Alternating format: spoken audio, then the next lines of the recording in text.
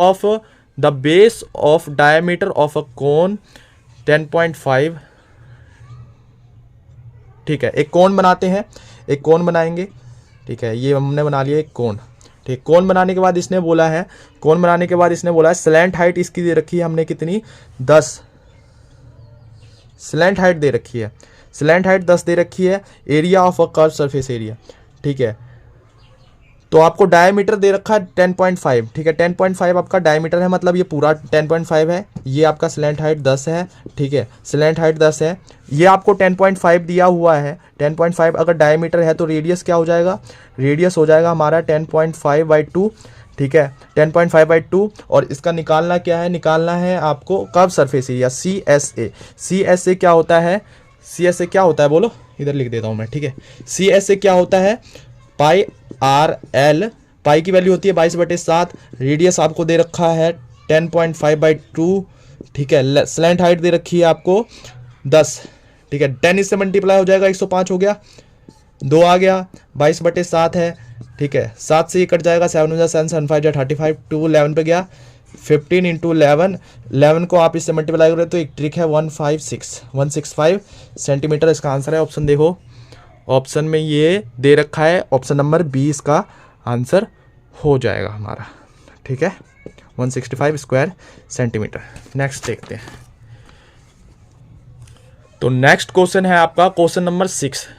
दे रखा है if x+2 is the factor of ये द वैल्यू ऑफ a।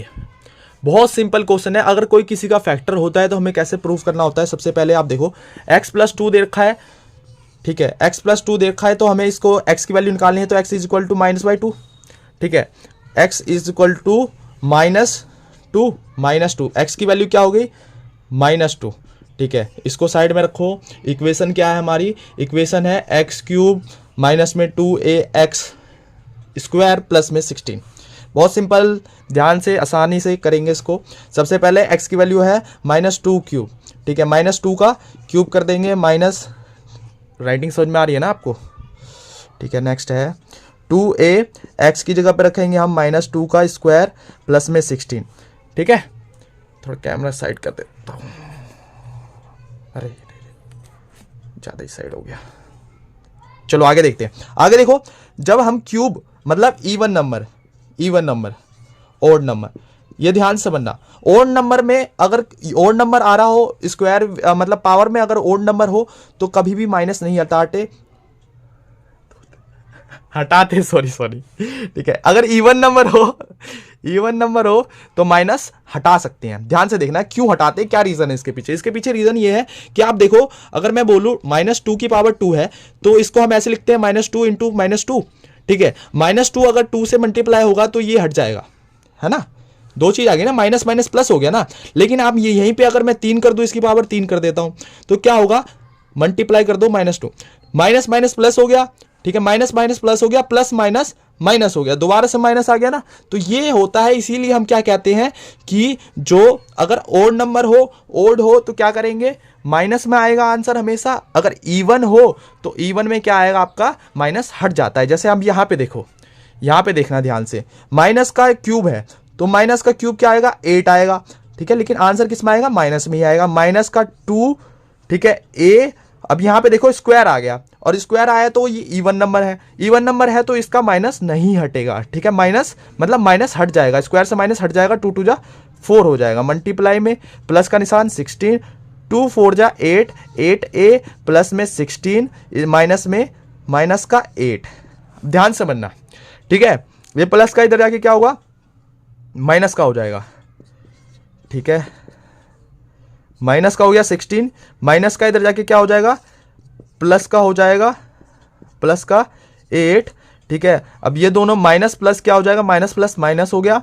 16 में से 8 गया तो 8 बचेगा, माइनस का बचेगा, माइनस का 8a है, इससे माइनस कट गया, a की वैल्यू आ गई। आप दिख नहीं रहा क्या आपको, सॉरी इधर लिख देता हूँ, ठीक है, -8a is equal to -16 plus में 8।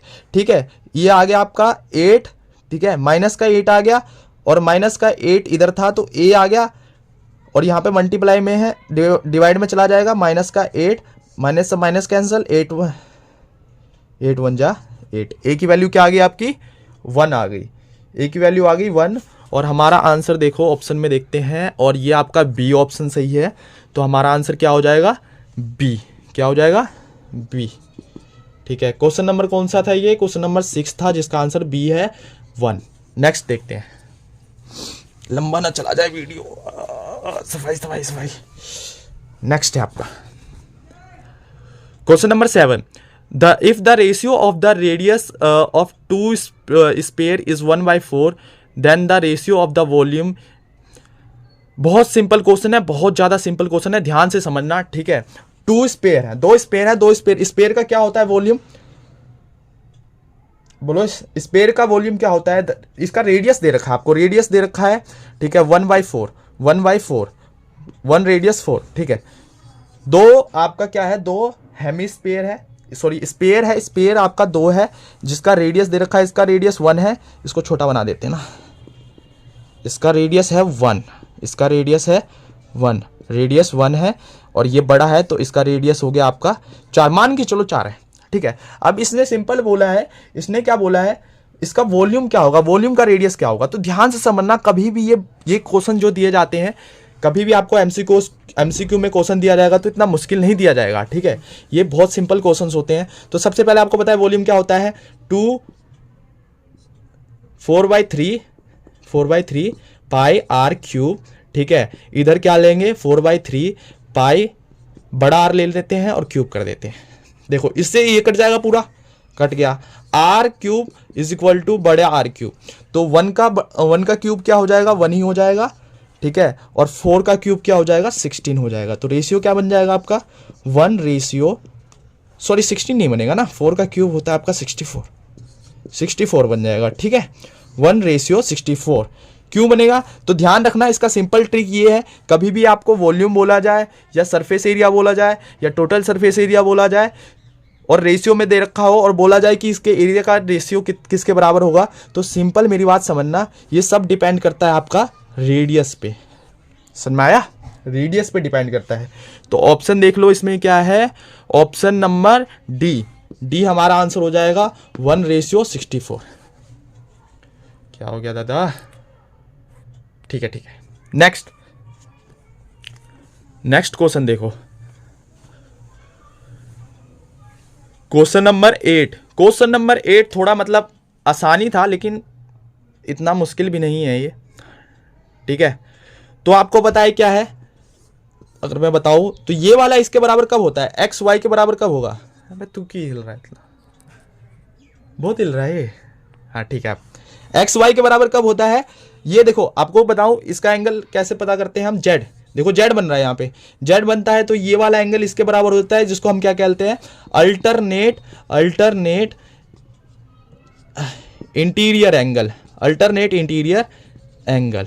ठीक है, यहाँ पे अल्टरनेट इंटीरियर एंगल लग जाएगा, लेकिन इसने सिंपल नहीं दे रखा, इसने बोला ये जो है ये आपका 3y है, ये आपका 3y है, और ये वाला जो है आपका है 2y + 25। आप ध्यान समझना, क्या 2y + 25 is equal to 3y, क्योंकि ये वाला इसके बराबर है तो ये इसके बराबर रख सकते हैं, बिल्कुल सही।